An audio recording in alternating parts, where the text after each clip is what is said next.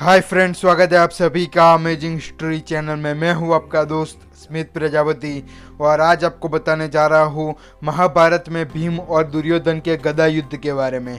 महाभारत का युद्ध अपने अंत की ओर बढ़ रहा था। कौरवों की ओर से दुर्योधन, अश्वत्थामा, कृतवर्मा और कृपाचार्य के अतिरिक्त कोई नहीं बचा था। अब दुर्योधन को सब कुछ याद आ रहा था कि कैसे सबने युद्ध न करने को कहा था, पर अब कुछ नहीं बचा था। उस समय गांधारी ने अपने पुत्र दुर्योधन को बचाने की योजना बनाई। उसने दुर्योधन से कहा कि पुत्र, तुम जिस तरह पैदा हुए थे उसी हालत में फिर से एक बार गंगा नदी में स्नान कर आ जाओ। मैं अपनी आंखों की पट्टी खोलकर अपने जीवन भर के तेज से तुम्हें वज्र का बना दूंगी, जिससे तुम्हें कोई भी हरा न पाए। तब दुर्योधन ने अपने माता की बात मान गंगा नदी में स्नान किया और पूर्ण रूप से नग्न अवस्था में अपनी माता गांधारी के पास जाने लगा।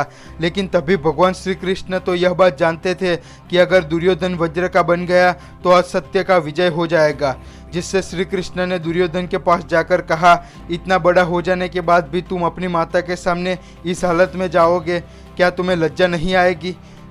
जिससे दुर्योधन थोड़ा शर्मा गया और अपनी जंघा पर पत्तों को बांधकर लपेट लिया और गांधारी के समक्ष उपस्थित हो गया और कहा, माता, आपने जैसा कहा था मैं आपके समक्ष उपस्थित हूँ और आप अपने नेत्र खोल सकती है।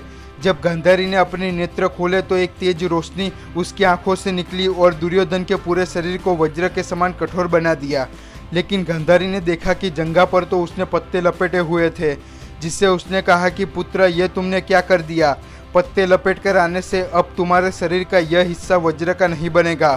दुर्योधन ने कहा कि क्या आप फिर से एक बार अपनी आंखों से मेरे लिए वज्र का बना सकती है? मैं अपने पत्ते खोल देता हूँ। उस समय गांधारी ने कहा कि यह मेरे जीवन भर के तप की शक्ति थी। मैं कोई देवीय स्त्री नहीं हूँ जो कभी भी चमत्कार कर दे। तब दुर्योधन ने सोच लिया कि वह गदा युद्ध करेगा, जिससे गदा युद्ध के नियम के अनुसार शरीर के निचले हिस्से में कोई वार नहीं कर सकता। युद्ध के 18वें दिन पांडव दुर्योधन को ढूंढ रहे थे। उस समय दुर्योधन एक सरोवर में जाकर अपनी शक्ति से पानी की एक बड़ी बूंद बनाकर उसमें बैठ गया और तप करने लगा।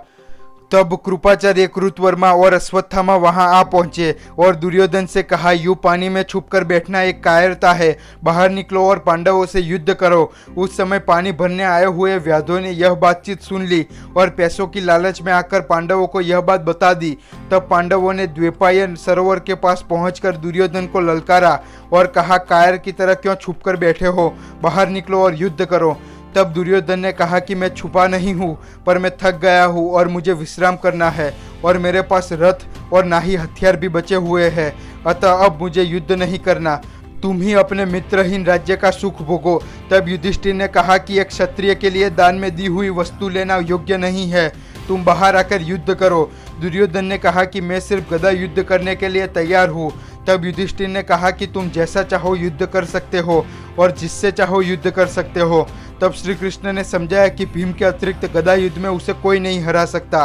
तब युधिष्ठिर को लगा कि उसने कितनी बड़ी गलती कर दी है, पर मौका देखकर भीम ने दुर्योधन को ललकार दिया, जिससे बाहर आकर कवच पहनकर भीम को ही गदा युद्ध में दुर्योधन ने चुन लिया।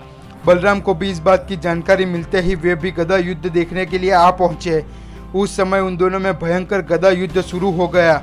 दोनों ही समान बलवान थे, पर दुर्योधन का शरीर वज्र का होने के कारण दुर्योधन का पलड़ा भारी पड़ रहा था। वह दोनों ही एक दूसरे को मार रहे थे, दोनों ही एक दूसरे पर भारी पड़ रहे थे। पर अब भीम थक रहा था, क्योंकि उसके वार का दुर्योधन पर तो कोई असर ही नहीं था और तभी दुर्योधन भीम को मार मार कर लोई लुहान कर रहा था, पर फिर भी भीम लड़े ही जा रहा था। एक समय तो भीम थककर हार भी गया था। उस समय भीम को हारता हुआ देखकर श्री कृष्ण ने अपनी जंघा पीटकर उसे अपनी शपथ की याद दिला दी, जिससे भीम ने तुरंत ही खड़े होकर दुर्योधन की जंघा पर मार मार कर उसकी जंघा तोड़ दी और उसे मरता हुआ ही छोड़ दिया। तो दोस्तों, दुर्योधन के वध का यह वीडियो आपको कैसा लगा कमेंट करके ज़रूर बताएं और लाइक और शेयर करना न भूलें। नीचे दिया गया सब्सक्राइब बटन दबाकर सब्सक्राइब करना भी न भूलें।